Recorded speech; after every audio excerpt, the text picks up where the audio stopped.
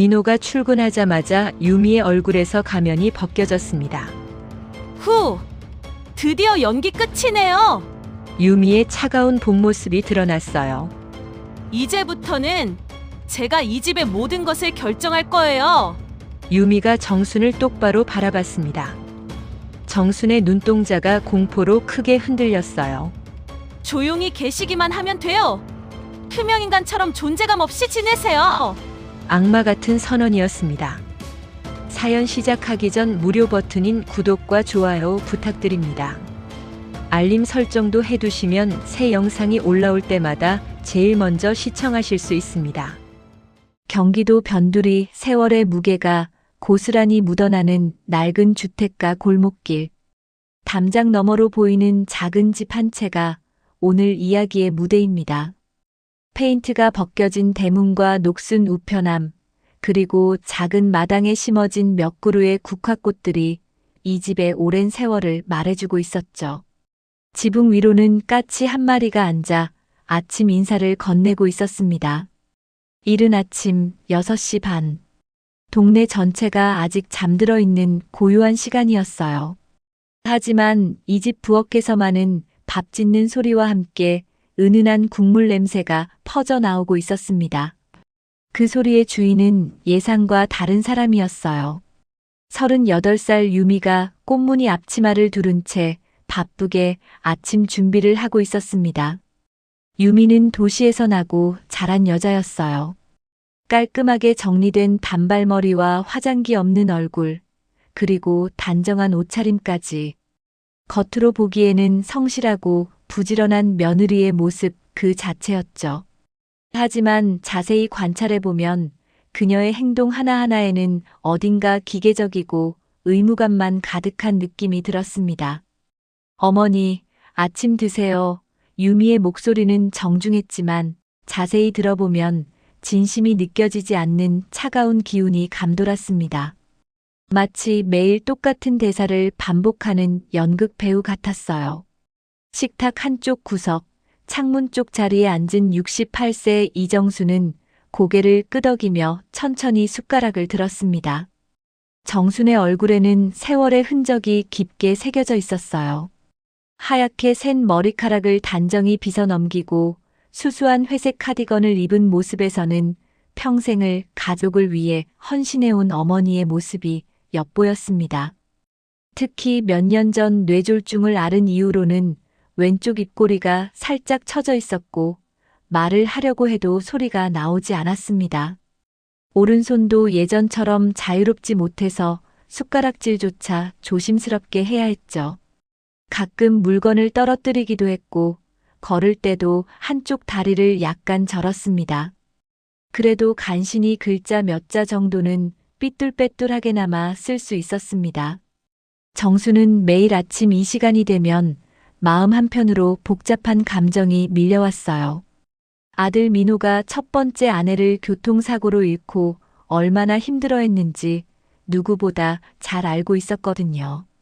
밤마다 혼자 울던 아들의 모습, 어린 손주 지민을 혼자 키우느라 고생하던 모습들이 아직도 선명했습니다. 그래서 1년 전 유미와 재혼한다고 했을 때도 비록 마음 한구석에서는 걱정이 되었지만 아들의 행복을 위해 기꺼이 받아들였어요. 도시 여자가 이런 시골로 내려와 적응하기 쉽지 않을 텐데 그래도 아들을 사랑해서 온 것이라고 믿고 있었습니다. 거실 벽에는 가족 사진들이 걸려 있었어요. 민호의 어린 시절 사진부터 시작해서 첫 번째 며느리와의 결혼 사진, 그리고 손주 지민이의 돌사진까지. 정수는 가끔 그 사진들을 바라보며 지나간 시간들을 그리워했습니다. 특히 첫 번째 며느리는 정말 정순을 친어머니처럼 모셨거든요. 민호 씨, 오늘도 야근이시죠? 유미가 출근 준비를 하는 민호에게 물었습니다. 47살 민호는 중소기업 관리팀에서 일하는 성실한 회사원이었어요. 키가 크고 온화한 인상의 소유자로 어머니를 향한 효심이 남달랐습니다. 첫 아내가 세상을 떠난 후 몇 년간 홀로 아들 지민을 키우며 살았죠. 오늘 중요한 회의 준비 때문에 늦을 것 같아. 아마 10시는 넘어서 들어올 거야. 민호는 와이셔츠 단추를 채우며 걱정스러운 표정을 지었습니다. 어머니 혼자 두고 가서 정말 미안해. 유미가 잘 모실 거라고 믿어. 당연하죠. 시어머니 건강 관리하고 돌보는 게 제 의무인데요. 유미는 공손하게 대답하며 민호의 가방을 건네주었습니다. 약 시간도 놓치지 않고 챙겨드리고 물리치료 운동도 함께 할 테니까 전혀 걱정하지 마세요. 민호의 얼굴에 안도의 표정이 스쳐 지나갔어요. 정말 고마워. 사실 어머니 혼자 두고 가는 게 항상 마음에 걸렸는데 유미가 있어서 얼마나 든든한지 몰라. 정수는 아들과 며느리의 대화를 들으며 마음이 따뜻해졌어요. 비록 말로 표현할 수는 없지만 눈빛만으로도 고마운 마음을 전하려 애썼습니다. 특히 유미가 자신을 위해 이렇게 신경 써준다니 정말 고마웠거든요.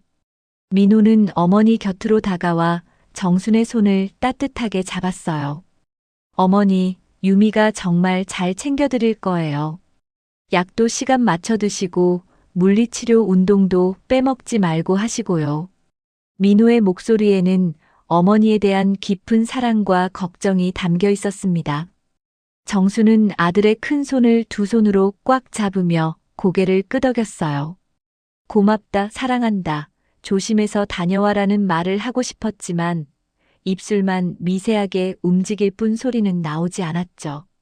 그래도 민호는 어머니의 마음을 다 알고 있다는 듯 환하게 웃어 보였습니다. 제가 빨리 승진해서 더 안정적인 생활을 만들어 드릴게요. 조금만 더 기다려 주세요. 민호는 어머니의 어깨를 가볍게 토닥이며 말했습니다. 그럼 다녀올게요. 어머니도 유미도 좋은 하루 보내세요. 민호는 두 사람에게 정중히 인사를 하고 현관문을 나섰습니다.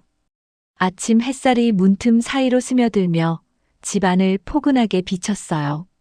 정수는 습관적으로 창가로 다가가 아들의 뒷모습을 바라봤습니다.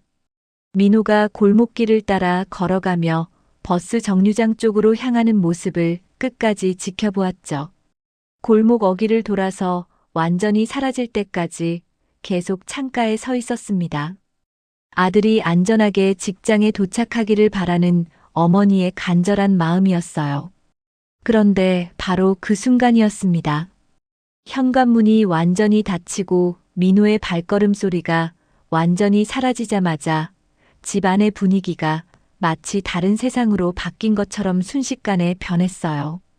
따뜻했던 공기가 차갑게 식어버렸습니다. 유미의 얼굴에서 방금 전까지의 공손하고 다정한 표정이 거짓말처럼 말끔하게 사라졌습니다. 대신 차가운 무표정이 자리를 잡았어요. 심지어 목소리 톤과 말투까지 완전히 달라졌습니다. 마치 가면을 벗어버린 것처럼 말이죠. 후, 드디어 연기 끝이네요. 유미는 깊은 한숨을 쉬며 꽃무늬 앞치마를 벗어 의자에 던져버렸습니다. 매일 아침마다 이 연기하는 거 정말 지겨워 죽겠네요. 정수는 갑작스러운 변화에 깜짝 놀랐어요. 분명 몇 초 전까지만 해도 상냥하고 다정한 며느리였는데 지금의 유미는 완전히 다른 사람 같았거든요. 하지만 정수는 아직 상황을 정확히 파악하지 못했습니다. 아마도 민호가 없으니까 좀 더 편하게 지내려는 것일 거라고 애써 좋게 해석하려 했어요. 자, 이제부터는 제가 이 집의 모든 것을 결정할 겁니다. 유미는 정순을 똑바로 바라보며 단호하고 차가운 목소리로 말했습니다. 시어머니는 그냥 조용히 계시기만 하면 돼요. 아무것도 하려고 하지 마시고 아무 말도 하지 마시고 그냥 투명인간처럼 존재감 없이 지내세요. 정순의 눈동자가 크게 흔들렸습니다.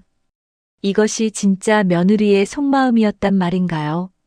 정순의 심장이 빠르게 뛰기 시작했습니다. 유미의 차가운 말투와 변한 표정을 보며 뭔가 크게 잘못되었다는 것을 직감적으로 느꼈어요. 하지만 말을 할 수 없는 정순으로서는 어떻게 반응해야 할지 막막했습니다. 뭘 그렇게 놀란 표정을 하고 계세요? 유미는 냉소적인 미소를 지으며 정순에게 다가왔습니다.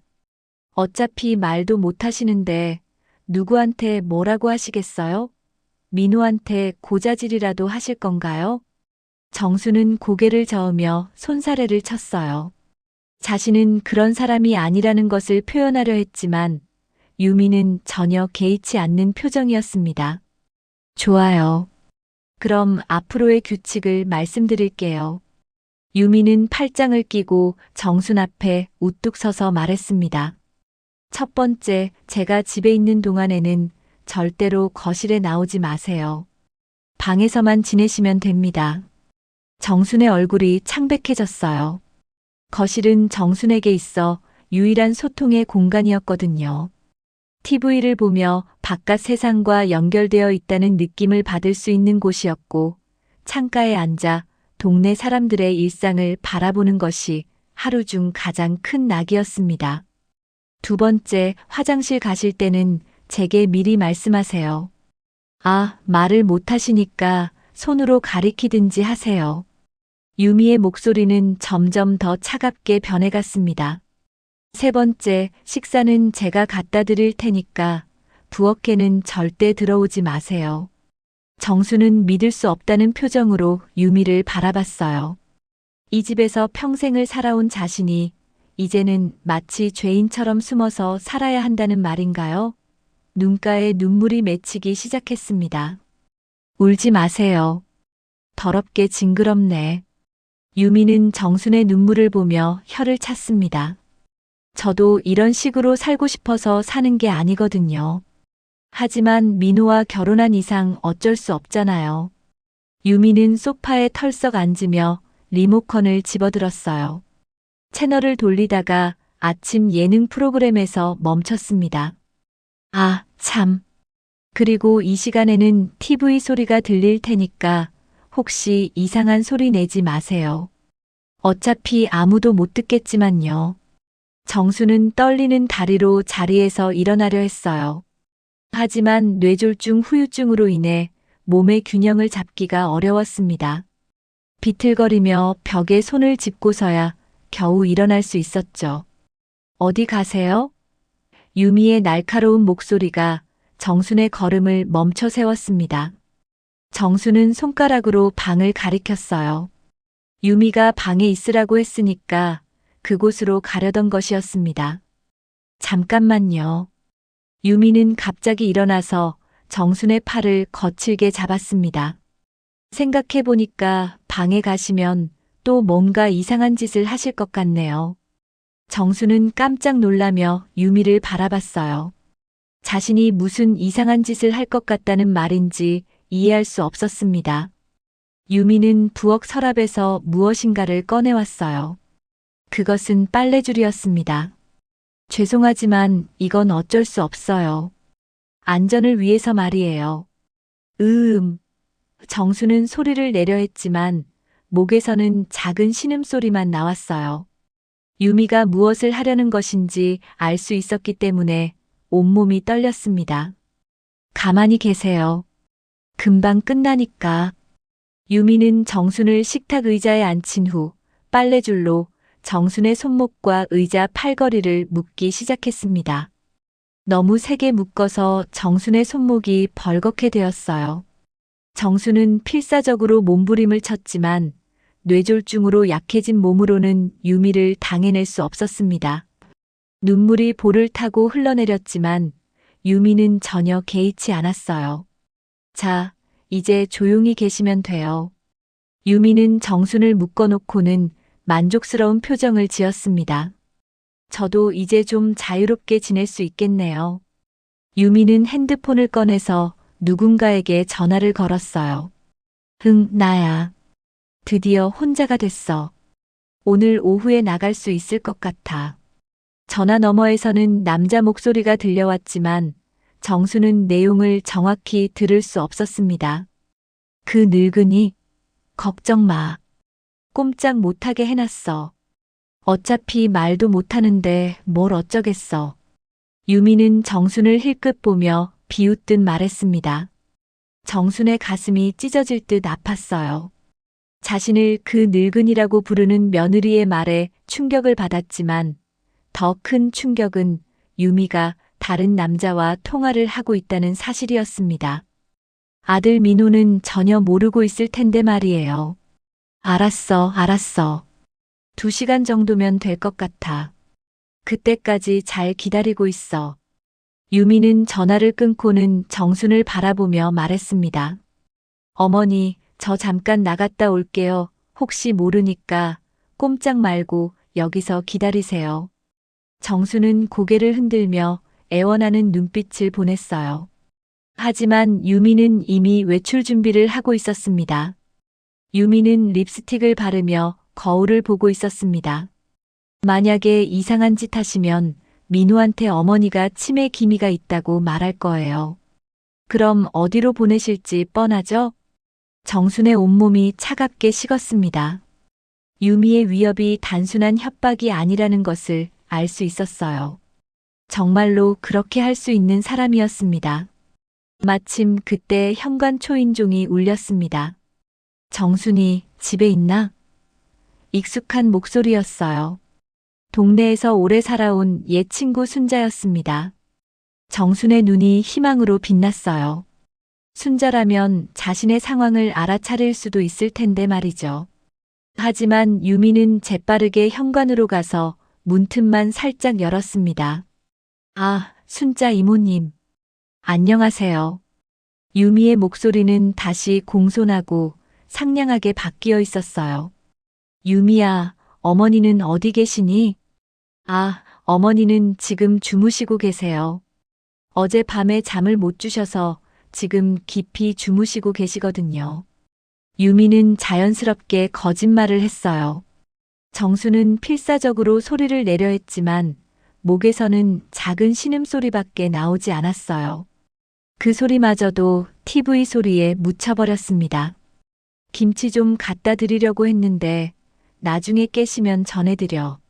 순자의 목소리가 점점 멀어져 갔습니다.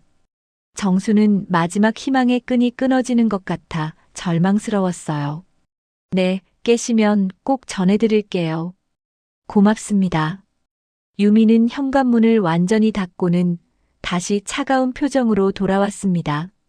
자, 이제 정말로 나갔다 올게요. 순자 이모 같은 사람들이 또 올 수도 있으니까 정말 조용히 계세요. 유미는 핸드백을 챙기고 하이힐을 신었어요. 평소 집에서 보던 수수한 모습과는 전혀 다른 화려하게 차려입은 모습이었습니다. 거울 앞에서 마지막으로 화장을 고치며 만족스러워하는 유미를 보며 정수는 이 모든 것이 악몽이었으면 좋겠다고 생각했어요. 유미는 정순을 한번 쳐다보고는 현관문을 나섰습니다. 문이 닫히는 소리와 함께 집 안은 고요해졌어요. 시계 소리만이 똑딱똑딱 울려 퍼질 뿐이었습니다. 정수는 묶인 의자에서 몸부림을 쳐봤지만 소용없었어요. 유미가 너무 단단히 묶어놓은 데다가 뇌졸중으로 약해진 힘으로는 빠져나올 수 없었습니다. 손목이 빨래줄에 쓸려서 따끔거렸지만 그보다 더 큰 고통은 마음속 깊은 곳에서 올라오는 절망감이었어요. 시간이 흘러갔습니다. TV에서는 아침 드라마가 나오고 있었는데 아이러니하게도 며느리가 시어머니를 극진히 모시는 내용이었어요. 정수는 화면 속 며느리의 다정한 모습을 보며 쓴웃음을 지었습니다. 현실과 너무나 대조적이었거든요. 목이 말랐지만 물을 마실 수도 없었고 화장실에 가고 싶어도 갈 수 없었습니다. 정수는 자신의 처지가 얼마나 비참한지 깨달으며 눈물을 흘렸어요. 평생 가족을 위해 희생하며 살아온 자신이 이제는 이런 대우를 받아야 한다니 도무지 믿을 수 없었습니다. 오후 2시쯤 유미가 돌아왔습니다. 나갈 때와는 달리 머리가 약간 헝클어져 있었고 입술에 립스틱도 지워진 상태였어요. 향수 냄새도 진하게 났습니다. 아, 답답해 죽겠네. 유미는 현관에서 하이힐을 벗어던지며 불평했습니다. 어머니, 조용히 잘 계셨죠? 아무도 안 왔죠? 정수는 유미를 원망스럽게 바라봤어요. 몇 시간 동안 의자에 묶여있던 고통과 분노가 눈빛에 그대로 드러났습니다. 뭘 그렇게 째려봐요? 유미는 정순의 시선을 받으며 짜증스럽게 말했습니다. 저도 제 인생이 있다고요. 맨날 이 답답한 집에만 있을 수는 없잖아요.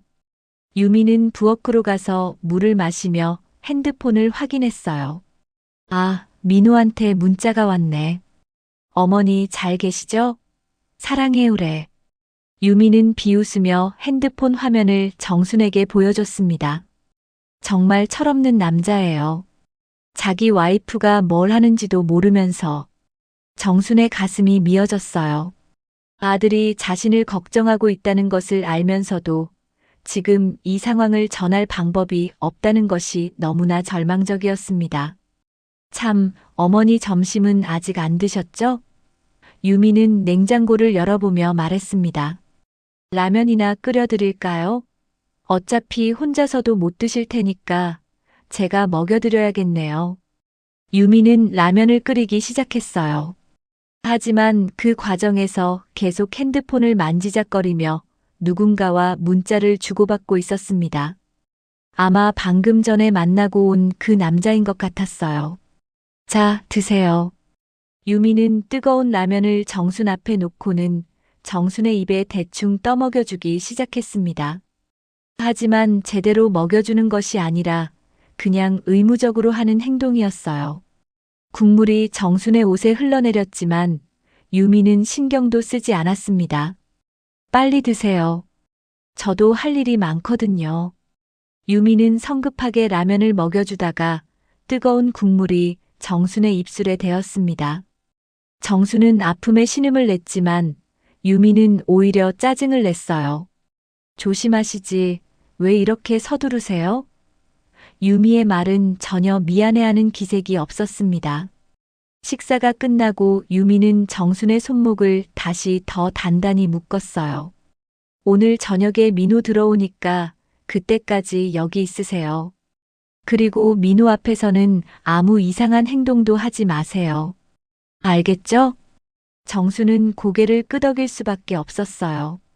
지금 상황에서는 유미의 말을 따르는 것 외에는 다른 선택이 없었으니까요.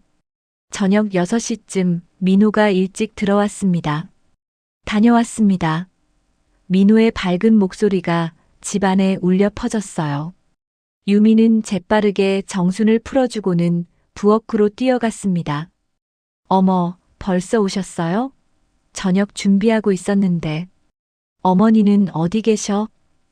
민호가 거실을 둘러보며 물었습니다. 아, 어머니 방에서 쉬고 계세요. 오늘 컨디션이 조금 안 좋으셔서요.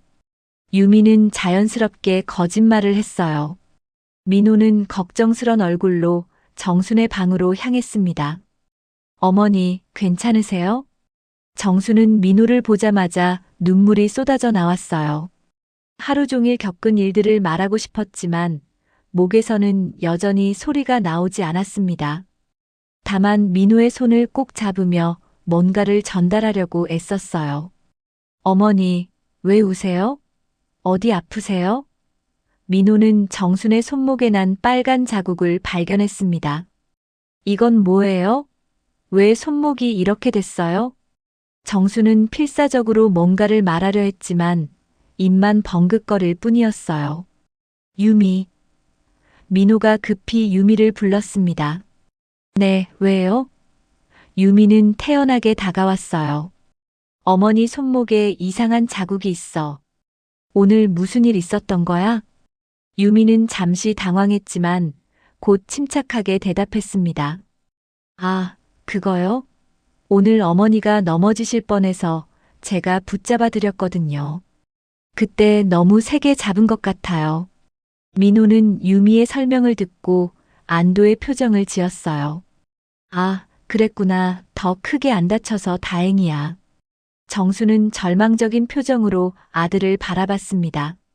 진실을 말하고 싶었지만 방법이 없었어요. 그리고 설사 말할 수 있다 해도 아들이 자신의 말을 믿을지 확신할 수 없었습니다. 그날 밤 정수는 잠을 이룰 수 없었습니다. 침대에 누워 천장을 바라보며 하루 종일 겪은 일들을 되새겼어요.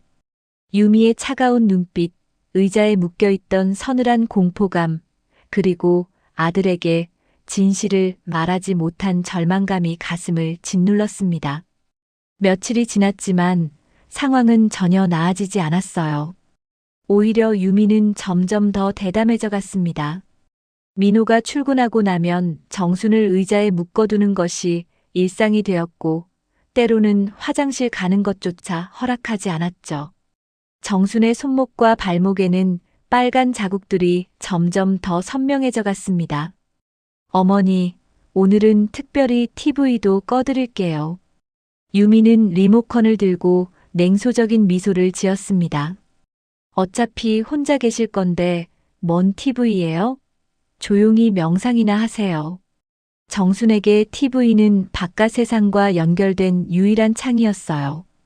뉴스를 통해 세상 돌아가는 것을 알 수 있었고, 드라마를 보며 잠시나마 현실을 잊을 수 있었거든요.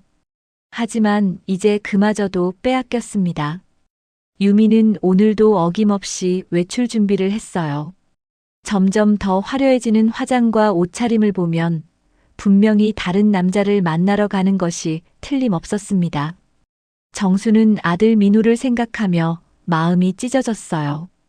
오늘은 좀 늦을 수도 있어요. 중요한 약속이 있거든요. 유미는 거울을 보며 립스틱을 바르고 있었습니다. 현관문이 닫히고 또다시 정막이 흘렀습니다. 정수는 묶인 의자에 앉아 창밖을 바라봤어요. 이웃집 할머니가 마당에서 빨래를 널고 있는 모습이 보였고, 동네 아이들이 골목에서 뛰어노는 소리가 들려왔습니다. 평범한 일상이 이렇게 그리울 줄은 몰랐어요. 그때 현관 초인종이 울렸습니다. 정순의 심장이 빨라졌어요. 혹시 순자일까요? 아니면 다른 이웃일까요? 정수는 온 힘을 다해 소리를 내려 했지만 목에서는 작은 신음소리만 나올 뿐이었습니다. 초인종이 몇 번 더 울리더니 그쳤어요. 아마 아무도 없다고 생각하고 돌아간 것 같았습니다. 정수는 다시 한번 절망에 빠졌어요. 오후 늦게 유미가 돌아왔을 때 그녀의 얼굴에는 이상한 흥분이 떠올라 있었습니다. 어머니, 좋은 소식이 있어요. 유미는 정순을 풀어주며 말했습니다. 다음 주에 지민이가 방학이라고 여기 온대요. 정순의 얼굴이 환하게 밝아졌어요. 손주 지민이는 민호의 첫 번째 아내 소생으로 올해 12살이 된 똑똑한 아이였습니다. 정순에게는 세상에서 가장 소중한 손주였죠. 뇌졸중으로 말을 잃기 전까지는 지민이와 많은 대화를 나누며 지냈었거든요. 하지만 유미의 다음 말이 정순의 기쁨을 순식간에 사라지게 했습니다. 그런데 지민이 앞에서는 더욱 조심하셔야 해요. 유미의 목소리가 차갑게 변했습니다. 아이는 어른들보다 눈치가 빠르거든요. 혹시라도 이상한 낌새를 보이면 지민이한테도 좋지 않을 거예요. 정수는 유미의 말뜻을 이해했어요. 손주에게까지 해를 끼칠 수 있다는 위협이었습니다. 정순의 온몸이 떨렸어요. 일주일 후 드디어 지민이가 집에 왔습니다. 할머니, 지민이는 학교 가방을 메고 밝게 웃으며 정순에게 달려왔어요. 보고 싶었어요. 정순은 손주를 보자마자 눈물이 쏟아져 나왔습니다.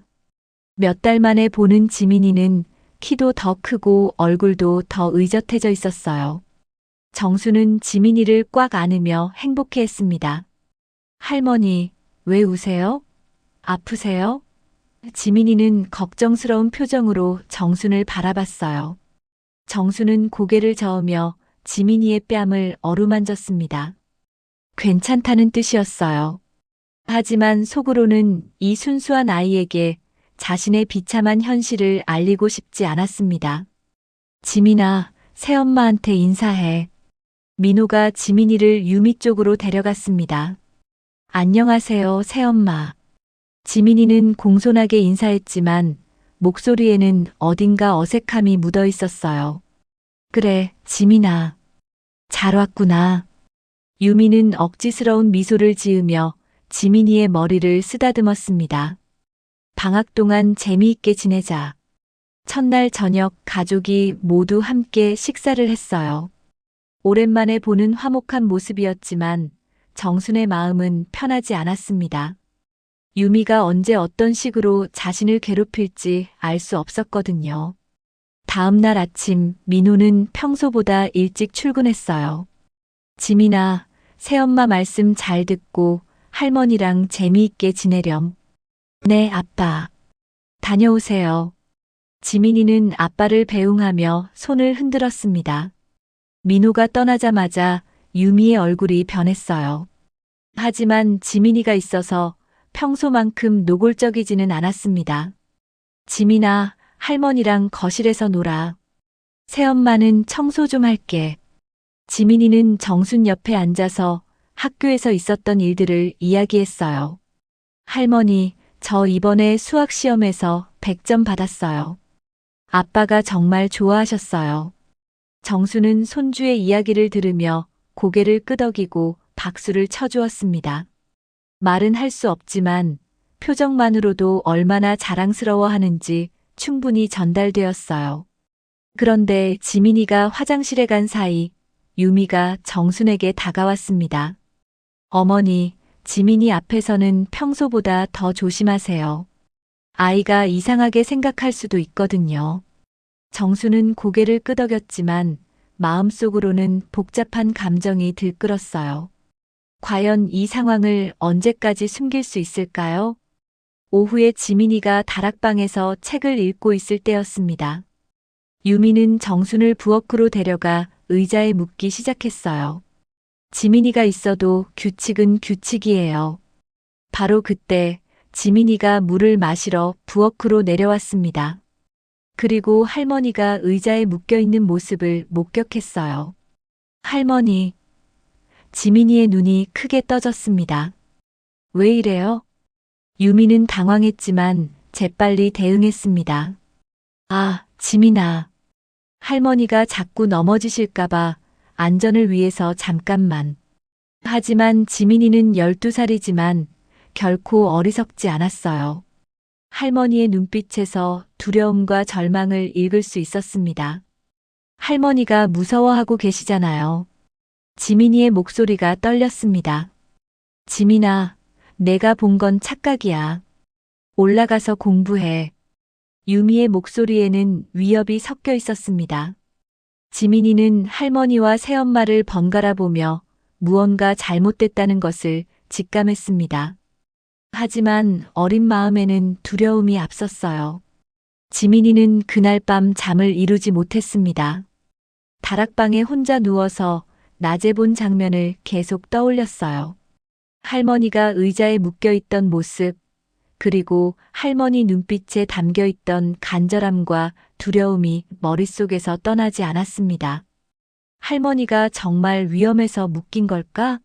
아니면 지민이는 어린 나이지만 뭔가 이상하다는 것을 느꼈어요.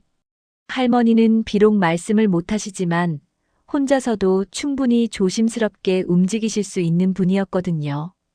다음 날 아침 민호가 출근 준비를 하면서 지민이에게 말했습니다. 지민아, 오늘 아빠가 좀 늦을 것 같아. 새엄마랑 할머니랑 잘 지내고 있어야 한다. 네, 아빠. 지민이는 대답했지만 마음속으로는 걱정이 컸어요. 아빠가 없는 동안 할머니에게 또 무슨 일이 일어날지 모르겠다는 생각이 들었거든요. 민호가 떠나자마자 유미의 태도가 변했습니다. 지민아, 너는 위층에서 숙제하고 있어. 아래층은 새엄마가 청소할 거니까 내려오지 마. 지민이는 고개를 끄덕였지만 실제로는 다락방 문을 살짝 열어두고 아래층 상황을 지켜보기로 했어요. 어른들은 자신이 어리다고 생각하지만 지민이는 생각보다 많은 것을 알고 있었습니다. 과연 지민이의 예상대로였어요. 유미는 정순을 다시 의자에 묶기 시작했습니다. 어제 지민이가 봐서 정말 곤란했네요. 오늘부터는 더 조심하셔야 해요. 정수는 손주가 자신의 비참한 모습을 본 것 때문에 마음이 찢어졌어요. 순수한 아이에게 이런 끔찍한 현실을 보여주고 싶지 않았는데 말이죠. 오늘은 특별히 입도 막아드릴게요. 유미는 수건을 가져와서 정순의 입에 물렸습니다. 혹시나 해서 말이에요. 위층에서 지켜보던 지민이는 충격을 받았어요. 새엄마가 할머니에게 하고 있는 일이 정말로 학대라는 것을 확실히 알게 되었습니다. 지민이의 작은 주먹이 꽉 쥐어졌어요. 유미가 외출 준비를 하는 동안 지민이는 조용히 아래층으로 내려왔습니다. 정수는 손주가 다가오는 것을 보고 눈물을 흘렸어요. 입에 물린 수건 때문에 소리를 낼 수도 없었지만 눈빛으로나마 지민이에게 도움을 요청했습니다. 할머니, 제가 도와드릴게요.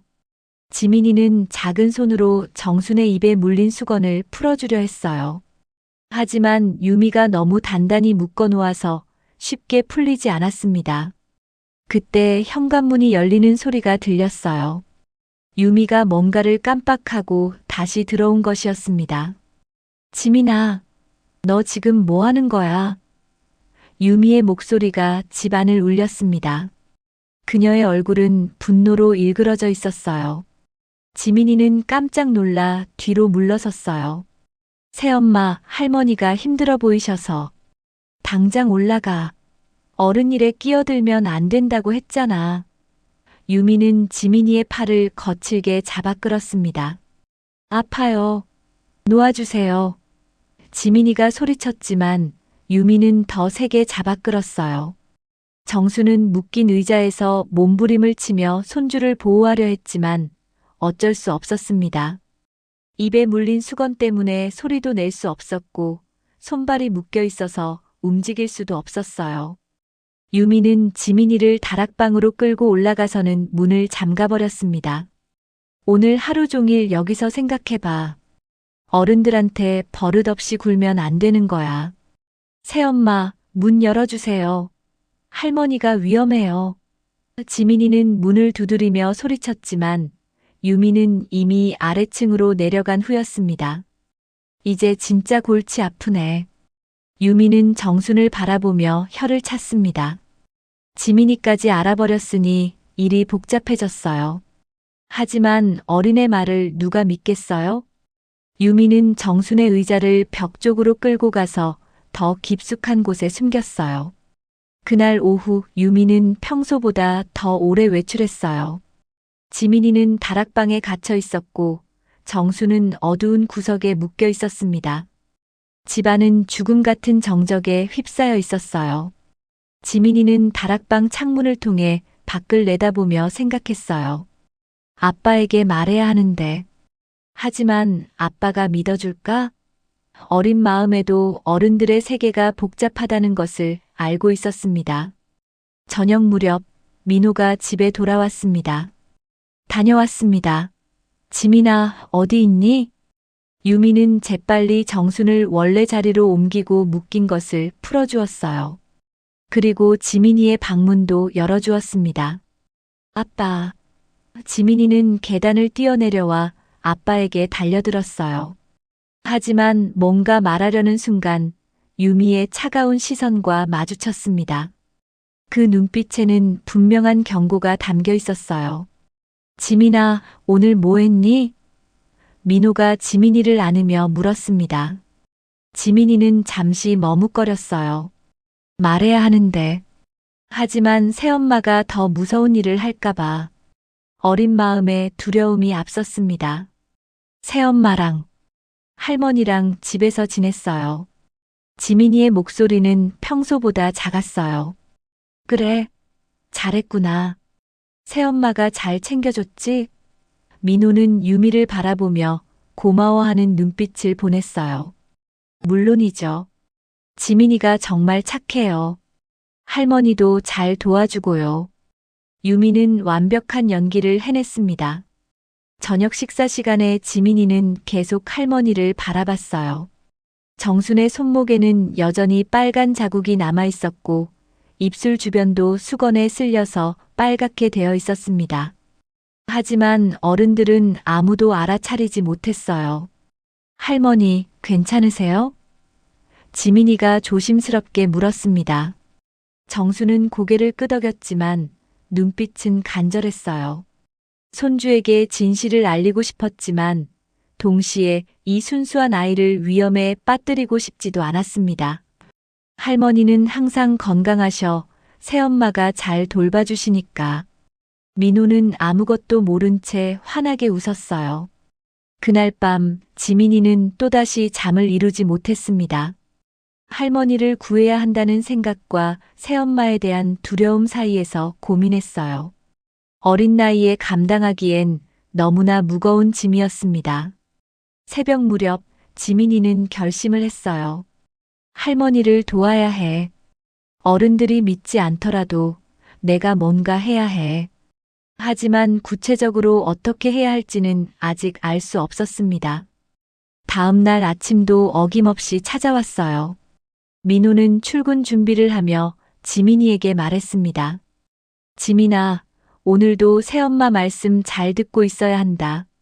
지민이는 고개를 끄덕였지만 마음속으로는 다른 계획을 세우고 있었어요.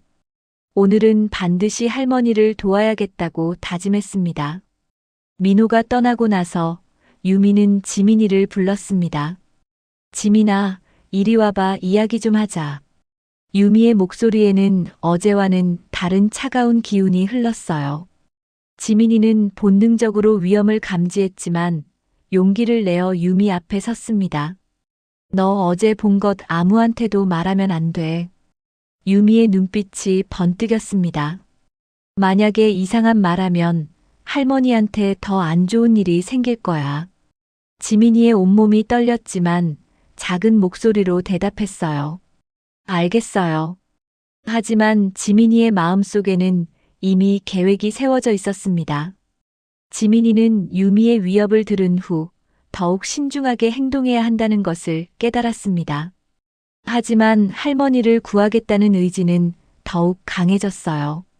12살 아이의 마음속에 용기와 지혜가 함께 자라나기 시작했습니다. 알겠어요. 지민이는 유미에게 순종하는 척했지만 속으로는 다른 계획을 세우고 있었어요. 어른들이 믿어주지 않는다면 다른 방법을 찾아야 했습니다. 유미는 지민이가 순순히 대답하자 만족스러워했어요. 착한 아이네. 그럼 오늘도 위층에서 조용히 지내렴. 새엄마는 할머니 돌보느라 바쁘거든. 지민이는 고개를 끄덕이고 다락방으로 올라갔지만 실제로는 문틈으로 아래층을 관찰할 준비를 했어요. 오늘은 반드시 증거를 찾아야겠다고 마음먹었습니다. 유미는 어김없이 정순을 의자에 묻기 시작했어요. 하지만 오늘은 평소보다 더 잔인했습니다. 어머니, 지민이 때문에 정말 골치 아프네요. 그 애가 입을 다물고 있을지 확신이 서지 않거든요. 정수는 손주 걱정에 가슴이 타들어갔어요. 지민이가 자신 때문에 위험에 빠지는 것만은 절대 원하지 않았습니다. 혹시 모르니까 오늘은 더 단단히 묶어드릴게요. 지민이는 위층에서 이 모든 것을 지켜보며 주먹을 꽉 쥐었어요. 새엄마의 행동이 점점 더 심해지고 있다는 것을 알 수 있었습니다. 더 이상 기다릴 수 없어. 오늘 당장 뭔가 해야 해. 유미가 외출 준비를 하는 동안 지민이는 조용히 계단을 내려왔어요. 하지만 이번에는 직접 할머니를 도우려 하지 않았습니다. 대신 다른 방법을 생각해냈거든요. 지민이는 거실 서랍에서 종이와 펜을 꺼냈어요. 그리고 큰 글씨로 이렇게 썼습니다. 할머니가 위험해요. 새엄마가 할머니를 묶어놓고 괴롭혀요. 도와주세요. 편지를 다 쓴 지민이는 잠시 망설였어요. 과연 누구에게 이 편지를 전해야 할까요? 그때 지민이는 며칠 전 할머니를 찾아왔던 순자 할머니를 떠올렸습니다. 맞아, 순자 할머니라면 우리 할머니를 정말 아끼시니까 믿어주실 거야. 지민이는 편지를 주머니에 넣고 조용히 현관으로 향했어요. 지민아, 어디 가니? 유미의 날카로운 목소리가 지민이를 멈춰 세웠습니다. 아, 새엄마. 잠깐 바깥바람만 쐬려고요. 지민이는 최대한 자연스럽게 대답했어요. 안 돼. 밖에 나가면 위험해. 집에서만 놀아. 유미는 단호하게 말했습니다. 아마도 지민이가 누군가에게 이야기할까봐 걱정된 것 같았어요. 지민이는 실망했지만 포기하지 않았습니다. 다른 방법을 찾아야 했어요. 그때 지민이의 눈에 할머니 방 창문이 보였습니다. 그 창문은 골목길이 훤히 내려다 보이는 곳이었어요. 유미가 외출한 후 지민이는 할머니가 묶여 있는 곳으로 조심스럽게 다가갔어요. 할머니, 제가 도와드릴게요. 하지만 새엄마가 돌아오기 전에 다시 원래대로 해드려야 해요. 정수는 손주의 용기에 감동했지만 동시에 걱정도 되었어요. 만약 유미에게 들키면 지민이에게도 해를 끼칠 수 있었거든요. 지민이는 할머니의 손을 잠시 풀어드리고 할머니 손에 펜을 쥐어드렸어요. 할머니, 글씨를 쓸 수 있으시죠? 무슨 일이 있었는지 써주세요. 정수는 떨리는 손으로 종이에 글씨를 쓰기 시작했어요. 뇌졸중 후유증 때문에 글씨가 삐뚤빼뚤했지만 간신히 몇 글자를 적을 수 있었습니다. 도와줘. 유미가 나를 묶어. 지민이는 할머니가 쓴 글씨를 보며 눈물이 났어요. 할머니의 고통이 글씨에 고스란히 담겨 있었거든요. 할머니, 제가 꼭 도와드릴게요. 약속해요. 지민이는 할머니를 다시 원래대로 묶어드린 후 할머니가 쓴 종이와 자신이 쓴 편지를 함께 주머니에 넣었어요. 이제 이것들을 어떻게든 밖으로 전달해야 했습니다. 오후 늦게 유미가 돌아왔을 때 지민이는 아무 일 없었다는 듯 다락방에서 책을 읽고 있었어요. 유미는 지민이의 얌전한 모습을 보며 안심했습니다. 지민아, 저녁 먹자. 유미는 정순을 풀어준 후 식사 준비를 했어요. 저녁 식사 시간, 지민이는 할머니를 자꾸 바라봤어요. 할머니의 손목에 있는 상처가 더 심해진 것 같았습니다. 하지만 아무 말도 할 수 없어서 답답했어요. 민호가 퇴근해서 돌아왔을 때 지민이는 아빠에게 말하고 싶었지만 유미의 차가운 시선 때문에 입을 다물 수밖에 없었습니다. 오늘 하루 어땠니? 민호가 지민이에게 물었어요. 좋았어요, 아빠. 지민이는 거짓말을 할 수밖에 없었습니다. 하지만 마음속으로는 계속 방법을 찾고 있었어요. 그날 밤 지민이는 창문을 통해 골목길을 내다보다가 좋은 아이디어를 떠올렸어요. 내일 아침 일찍 학교 가는 아이들이 골목을 지나갈 텐데 그때 창문으로 편지를 던져서 누군가 주워가게 할 수 있을 것 같았습니다. 하지만 더 좋은 방법을 생각해냈어요. 며칠 전부터 집 앞을 지나다니는 우유 배달 아저씨가 있었거든요. 그 아저씨라면 편지를 순자 할머니 집까지 전해줄 수 있을지도 모르겠다고 생각했습니다. 다음 날 새벽 지민이는 일찍 일어나서 창문 옆에서 기다렸어요. 우유 배달 아저씨가 나타나면 창문을 통해 편지를 던질 계획이었습니다. 새벽 6시쯤 드디어 우유 배달 아저씨가 나타났어요. 지민이는 조심스럽게 창문을 열고 편지 봉투를 던졌습니다.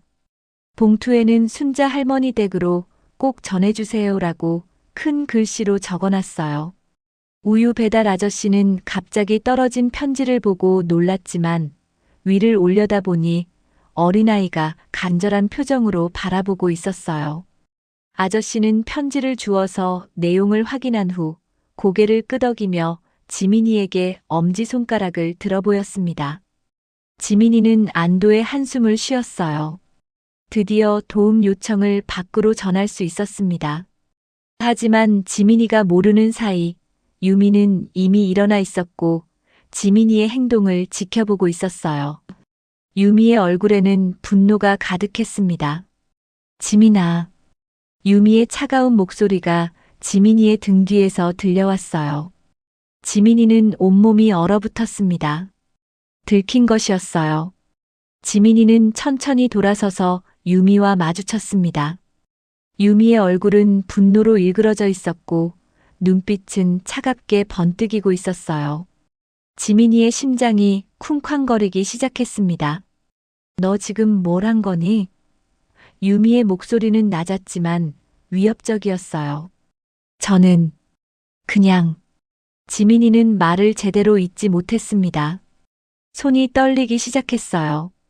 창문에서 뭘 던진 거지? 유미가 한 걸음 더 다가왔습니다. 혹시 편지라도 던진 거야? 지민이는 고개를 저었지만 유미는 이미 모든 것을 알고 있다는 표정이었어요. 거짓말하지 마. 내가 다 봤어. 유미는 지민이의 팔을 거칠게 잡아 끌었습니다. 네가 무슨 짓을 했는지 알겠네. 정말 말썽쟁이구나. 아파요. 놓아주세요. 지민이가 소리쳤지만 유미는 더 세게 잡아 끌었어요. 조용히 해. 할머니 깨우면 어떻게 할 거야? 유미는 지민이를 다락방으로 끌고 올라갔습니다. 오늘부터 너도 가만히 있지 못하겠네. 유미는 지민이를 다락방에 밀어넣고는 밖에서 문을 잠가버렸어요. 당분간 여기서 나오지 마. 밥도 내가 갖다 줄 테니까 절대 나오려고 하지 마. 새엄마, 문 열어주세요. 제발. 지민이는 문을 두드리며 애원했지만 유미는 이미 아래층으로 내려간 후였습니다. 한편 우유 배달 아저씨는 지민이가 던진 편지를 들고 순자의 집을 찾아갔습니다. 순자는 이른 아침부터 찾아온 낯선 사람을 보고 의아해했어요. 할머니, 이거 어떤 아이가 창문에서 던진 건데 할머니 댁으로 전해달라고 하더라고요. 우유 배달 아저씨가 편지를 건네주었습니다. 순자는 편지 봉투를 받아보니 순자 할머니께라고 어린아이 글씨로 적혀 있었어요. 편지를 열어보자 순자의 얼굴이 창백해졌습니다. 할머니가 위험해요. 새엄마가 할머니를 묶어놓고 괴롭혀요. 도와주세요. 마이너스 지민이가. 그리고 그 아래에는 삐뚤빼뚤한 글씨로 도와줘. 유미가 나를 묶어 라고 적혀 있었어요. 분명히 정순이 직접 쓴 글씨였습니다. 순자의 손이 떨렸어요. 이럴 수가. 정순이가 그런 일을 당하고 있었다니. 순자는 망설였습니다. 하지만 오랜 친구의 위험을 외면할 수는 없었어요. 며칠 전 정순의 집을 방문했을 때도 뭔가 이상하다는 느낌을 받았었거든요. 순자는 즉시 경찰서로 향했습니다. 경찰관님, 신고하고 싶은 일이 있어요. 어떤 일이십니까? 젊은 경찰관이 친절하게 물었습니다. 순자는 떨리는 목소리로 상황을 설명했어요. 제 친구가 며느리에게 학대를 당하고 있는 것 같아요. 이 편지를 보세요. 경찰관은 편지를 읽어보고는 심각한 표정을 지었습니다. 이것이 사실이라면 즉시 조사해봐야겠습니다. 주소를 알려주세요. 같은 시각, 정수는 또다시 의자에 묶여 있었습니다. 하지만 오늘 유미의 행동은 평소보다 더 거칠었어요. 지민이가 편지를 밖으로 보낸 것 때문에 화가 머리끝까지 난 상태였거든요. 그때 현관 초인종이 울렸습니다. 유미는 깜짝 놀라며 창문으로 밖을 내다보았어요. 경찰차 한 대가 집 앞에 서 있었습니다. 경찰이 왔네. 유미는 당황했지만 재빨리 침착함을 되찾았습니다. 괜찮아. 어차피 증거가 없잖아. 유미는 정순을 재빨리 방으로 옮기고 문을 닫았어요. 그리고 화장을 고치고 옷을 다시 입은 후 현관문을 열었습니다. 안녕하세요. 무슨 일이세요? 유미는 최대한 자연스럽게 인사했습니다. 노인 학대 신고가 접수되어서 확인차 왔습니다. 경찰관이 정중하게 말했습니다. 시어머님은 어디 계신가요? 아, 시어머니요? 지금 주무시고 계세요. 몸이 안 좋으셔서요. 유미는 거짓말을 했어요.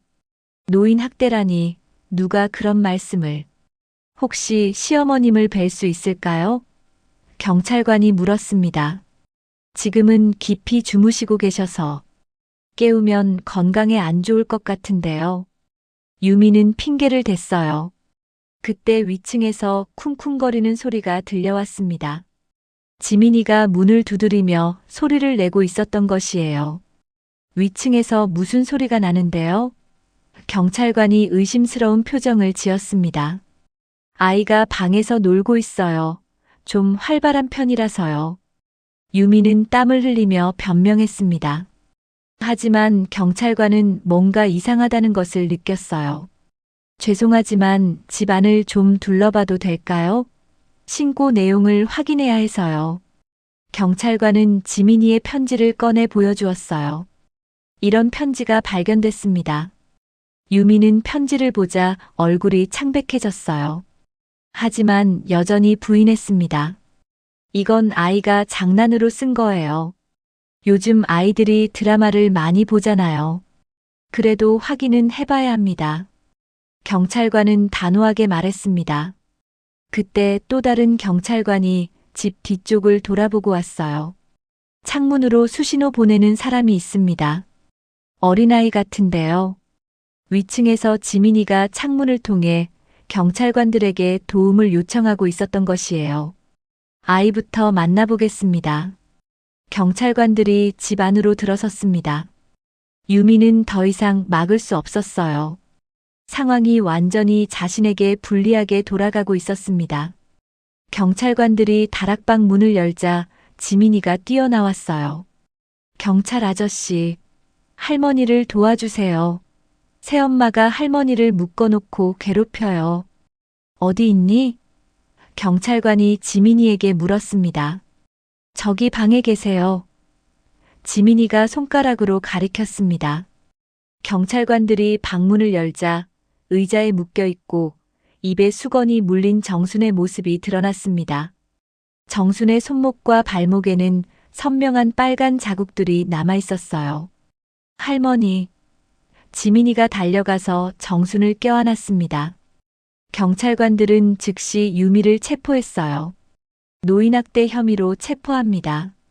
이건 오해예요. 시어머니 안전을 위해서. 유미는 끝까지 변명했지만 더 이상 누구도 믿어주지 않았습니다. 마침 그때 민호가 급하게 들어왔어요.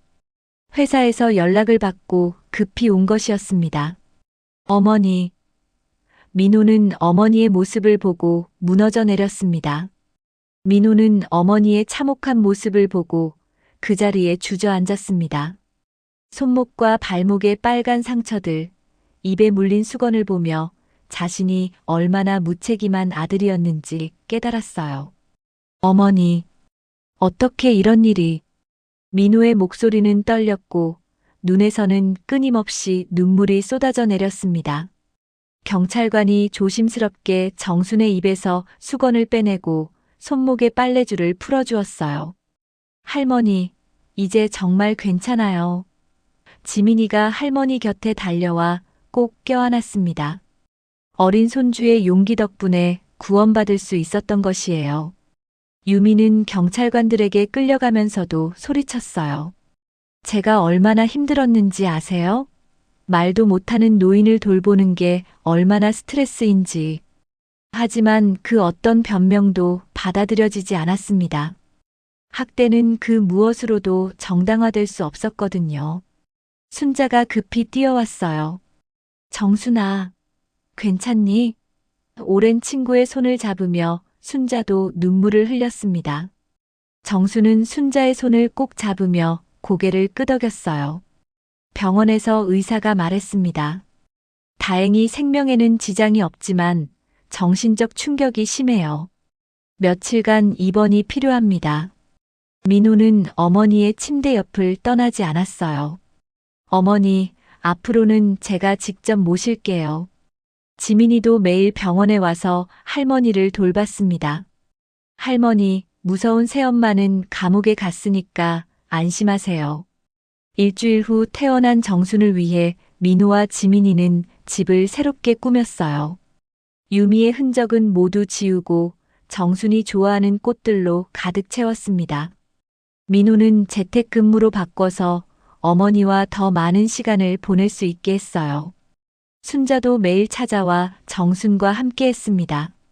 정순은 물리치료를 받으며 조금씩 회복했어요.